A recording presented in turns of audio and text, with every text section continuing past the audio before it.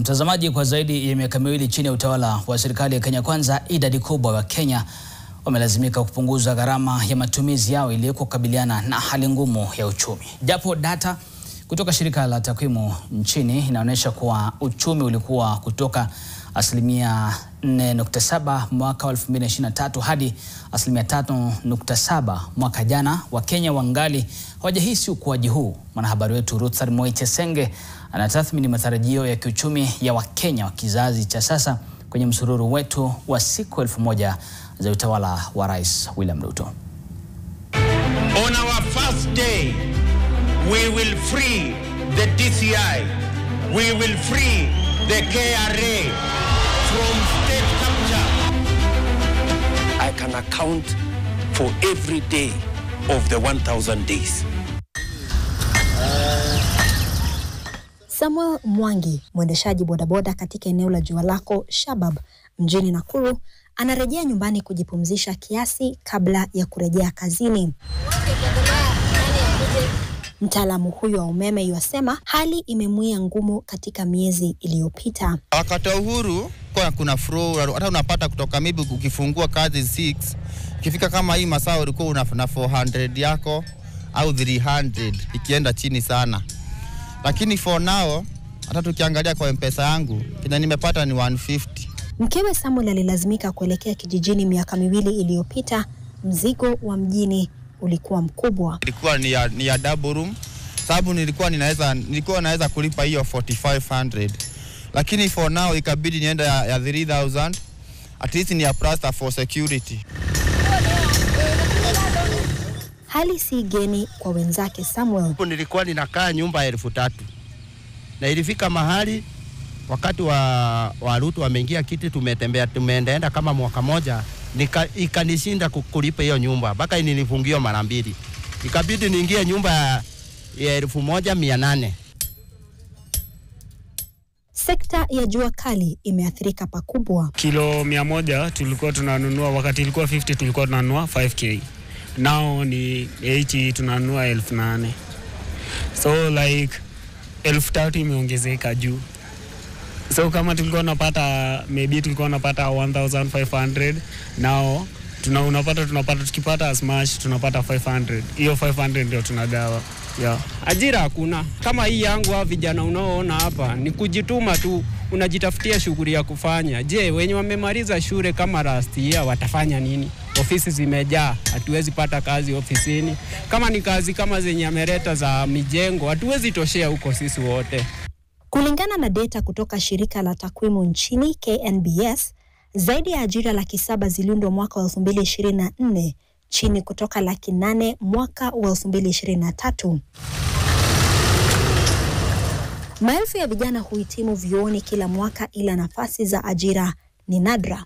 People that were churning out in universities and other technical vocational training, they are in excess of 200,000 to 300,000 annually. That directly affects the economy because we have people who are energetic, they have skills, but they don't have nowhere to go. We believe that we could not be witnessing the kind of insecurity we're witnessing, especially in urban centers. In the past 3 or so years, we've seen so many suicide cases, and it even escalates to even intimate partner violence. The economic pressure is too high. We've also seen early pregnancies and young kids dropping from school. Wale walio katika ajira rasmi wanakabiliwa na mishahara ndogo. We're not doing well as a country. Many of the informal employment, courtesy of the many taxes that we have, are not able to have much in terms of surplus. And that also has a direct effect in economy in terms of industrialization. Because if there's no incentive in terms of providing support to these particular industries, they cannot be able to create jobs. Mfumo huu wa kodi unaokandamiza nao umewalazimu kampuni kufuta watu zaidi. The people who are paying for housing levy, the income tax actually was revised upwards. The aspect of health insurance, social security was kind of revised upwards. Meaning, if you are an employer, because you are supposed to provide deduction the same as to your employees, If you're not able to provide that, you cannot be able to hire people to be able to work for you. Shirikisho la waajiri wa Kenya linaripoti kwamba kampuni nyingi zimefungwa kwa miaka miwili iliyopita na nyingine nyingi zimehamia katika nchi jirani kutafuta mazingira bora ya biashara, huku wengine wakitafuta ajira nje. Multinational companies actually relocating to other countries where they provide tax incentive.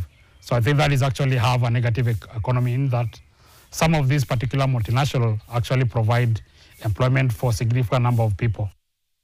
Gharama ya maisha inayozidi kupanda, ukosefu wa ajira, pamoja na matatizo mengine ni baadhi tu ya mambo yaliyochochea maandamano yaliyoongozwa na kizazi cha Z Juni mwaka jana.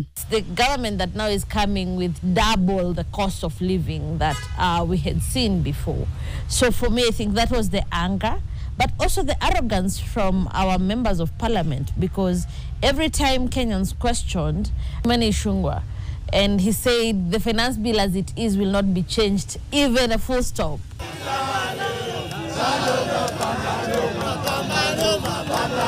Mwaka moja baada ya maandamano hayo, watetezi wa vijana wanahofu kwamba matukio ya mwaka jana yanajirudia.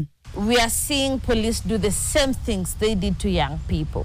It's even worse that now we are seeing governors, MCAs deploying goons who are protected by the police to attack Kenyans who are going to the streets to fight for their rights. Alipanda mamlaka chini ya simulizi ya Hustler, ujumbe uliowagusa Wakenya wa kipato cha chini na cha kati, wengi wao ambao hujumuisha asilimia kubwa ya wapiga kura nchini. Hata hivyo, siku 1000 baada ya uongozi wake, kundi hili aliloahidi kulitoa kutoka bottom hadi up sasa linahisi kusalitiwa na serikali ambayo iliwapa matumaini makubwa. This is the first government that has a signed charter with young people. I do not think the president himself remembers transported young people from across Kenya to Nairobi to sign a contract with them. Alisema atatuweka pesa mifukoni, lakini kusema ukweli labda hiyo serikali ya bottom up labda ni kutuinamisha sisi, kututoa pesa mfukoni. Alikuwa amesema ni ya boda boda na mimi ni wa boda boda. Lakini for now sikati tabu ni mwiba wa kujidunga. Hata hivyo, baadhi ya vijana wana matumaini kwamba kutakuwa na mabadiliko. In Kenya we don't have actually a problem of raising revenue. We are spending much that you can produce. Ruth Sarmoichesenge, NTV.